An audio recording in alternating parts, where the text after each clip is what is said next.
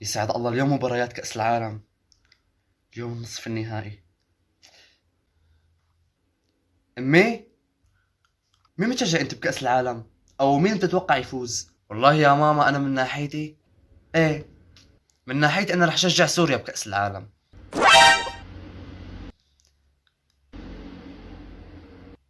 بس بتوقع تاخذ كأس العالم ريال مدريد. اه، لانها العب من سوريا بشوي صغيرة. لو ما العب منها بشوي صغيرة ما كانت رح تاخذ كأس العالم. بس ماما ريال مدريد رح تاخذ كأس العالم. لانه هذا مع كريستيانو رونالدو. شو دخل ريال مدريد بكأس العالم؟ هي منتخب. بس والله يا ماما انا بنفتي سوريا تفوز. لك اخي شو بدك بامك؟ انا بفهم بالطابة اكثر من امك. تعال ناقشني، تعال. يسعد دينك. واخيرا هاتي لنشوف. ايه، مين تتوقعي؟ اسمع، انا بتوقع تاخذ كأس العالم من الارجنتين، لانه ميسي ترك ريال مدريد وصار يلعب بالارجنتين. شو؟ بس بتعرف شغله؟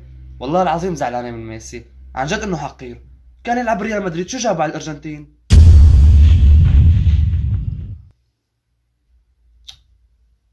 والله انا برايي انتوا التنتين تروحوا تكملوا شغلكم بالمطبخ احسن شيء، اقسم بالله.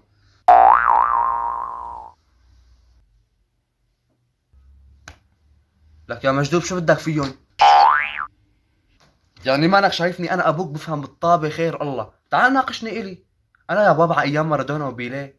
لك يسعد دينك يا ابي، واخيرا لقيت واحد هيك اتناقش معه بيفهم بالرياضة. قلي شو بدك قلي. ايه بابا، ما قلت لي مين تتوقع يفوز بكأس العالم؟ بالفاينل يعني. برشلونة.